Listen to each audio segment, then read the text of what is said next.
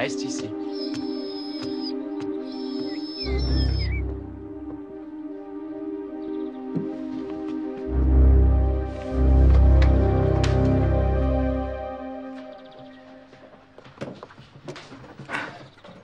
Mais qu'est-ce que vous faites là? Vous êtes déjà venu hier. Excusez-moi, Madame Felsner, mais il faut que j'emporte ce four. Je regrette, il n'en est pas question. Vous êtes qui au juste? Ah oui, excusez-moi. Moser de la brigade criminelle. Vous pouvez tenir ça, s'il vous plaît? J'ai un mandat qui m'autorise à prendre possession du micro-ondes, madame. Est-ce que ce micro-ondes aurait un rapport avec la mort de mon mari? Il y a des chances, oui. Il est possible que cet appareil ait un défaut et que les micro-ondes s'échappent. C'est ce qui pourrait avoir provoqué un certain dérèglement du stimulateur cardiaque que portait votre mari. C'est pour ça que je dois emporter l'appareil. Mais je croyais que c'était dû à un autre infarctus. C'est bien ça, oui. Mais ce n'est pas un infarctus naturel, c'est tout. J'y comprends plus rien du tout. Oh, c'est pourtant d'une grande simplicité. Ou c'était un accident, ou bien alors... Ou alors? Eh bien, Rex.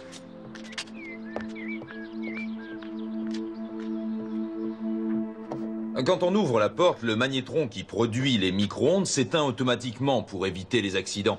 Donc par conséquent, quand il marche, il suffit de bloquer l'enclenchement de la porte et de laisser une petite ouverture. Touche pas, s'il te plaît. Ah d'accord, pardon. Si j'ai bien suivi ce que tu as dit, des micro-ondes s'échapperaient du four. Pour résumer, eh bien c'est ça. On peut prouver le sabotage sans aucune difficulté. Le bricoleur a laissé des traces en glissant plusieurs fois avec son tournevis. On n'a donc pas obligatoirement besoin d'être un as de la mécanique pour le trafiquer? Non, un type qui sait vaguement comment fonctionne un appareil de ce genre n'a pas la moindre difficulté. C'est très facile. Et une femme? Une femme aussi, bien sûr. À propos, j'ai trouvé du fil électrique qui n'était pas à sa place. Ça peut être utile pour ton enquête. Un meurtre parfait. Si Felsner était mort chez lui et pas à l'hôpital, il n'y aurait même pas eu d'autopsie. C'était un infarctus tout à fait banal. C'est vraiment un hasard que le médecin s'en soit aperçu. Je me suis renseigné dans les tavernes du coin. Felsner était réputé pour courir après tout ce qui portait un jupon. Il a eu pas mal de liaisons, et même avec sa belle-sœur, entre autres. Pour quelqu'un qui avait le cœur fragile, il prenait des risques. Il buvait aussi beaucoup. Son métier l'y poussait un peu, d'ailleurs. Il y a eu pas mal de suspects qui avaient un mobile. Belle perspective. Comment tu vas trouver l'assassin au micro-ondes? Il faut d'abord savoir qui avait le meilleur mobile et qui se sert de ce micro-ondes.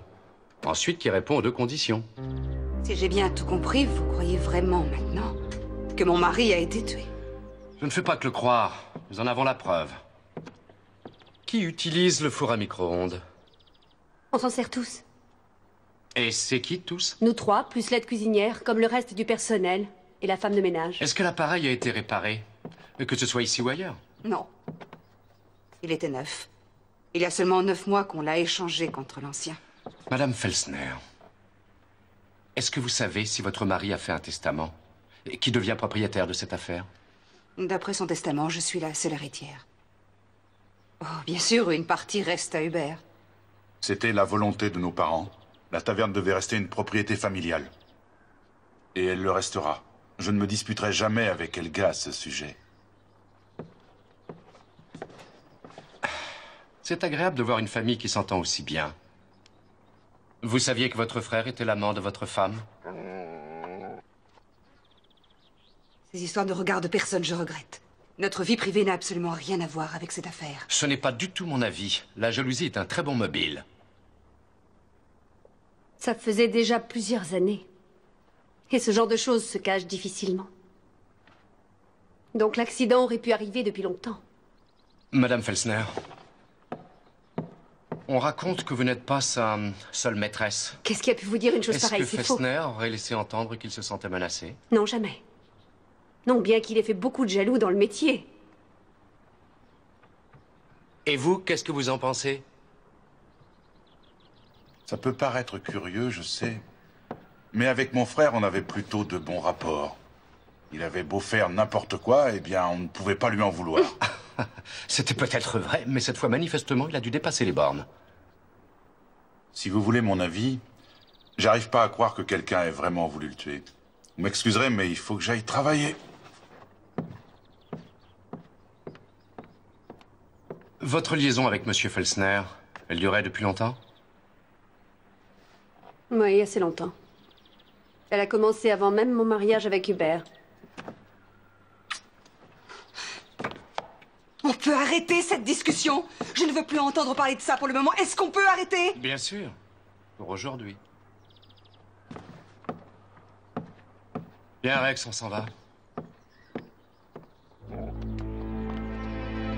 Rex?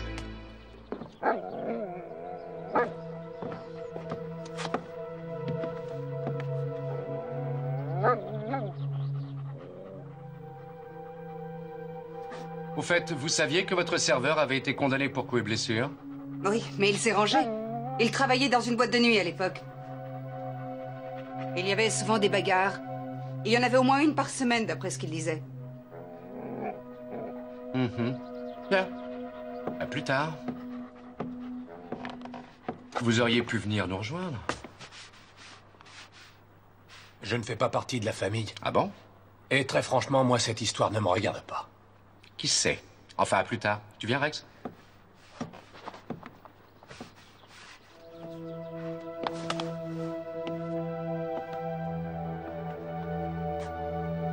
Je suis certaine de savoir qui a tué le pauvre Hans. Si tu es persuadé que le meurtrier se trouve dans la maison, alors à ta place, je me tiendrai sur mes gardes. J'ai beau réfléchir, je ne vois vraiment pas qui peut être le coupable. Tu n'as même pas de soupçon? Et toi, tu t'es fait ta petite idée? Je te remercie, mais tu ne m'aides pas beaucoup. Tu réponds à mes questions par d'autres questions, c'est un peu trop facile. Je suis sûr que tu es tout à fait d'accord avec moi. Tu sais très bien que c'est la liaison entre M. Felsner et sa jolie belle-sœur qui est à l'origine de cette affaire.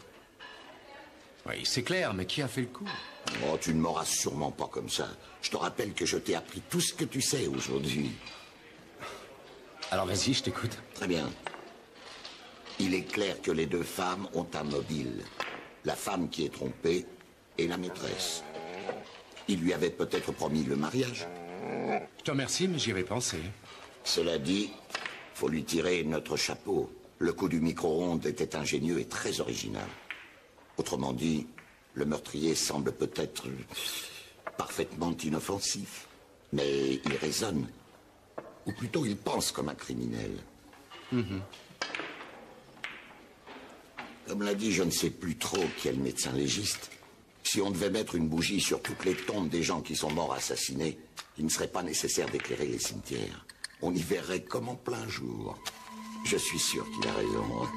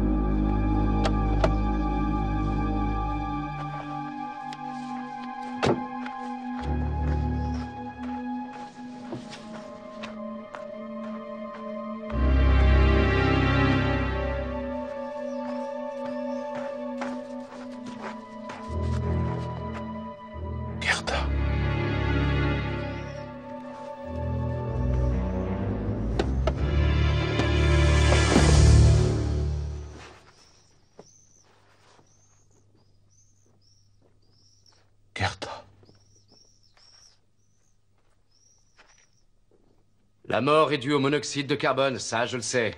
Mais t'as rien vu d'autre? Et à part ça, y a pas de trace de drogue, je ne sais quoi. Y a rien qui laisserait croire à un petit coup de pouce de quelqu'un mal intentionné. Oui, tu peux pas l'écrire dans un rapport, ça je le sais, je te remercie. Est-ce que vous avez trouvé des somnifères chez Gerda Felsner? Non, rien, absolument aucun médicament, à part quelques produits homéopathiques. Pourquoi? Parce que d'après le médecin légiste, elle avait pas mal d'alcool et des traces de somnifères dans le sang. Bah, on n'a trouvé ni cachet, ni tube, ni emballage, et les autres ont déclaré qu'elle n'en prenait jamais. T'as déjà vu un suicidé qui achète des somnifères et qui après va cacher la boîte?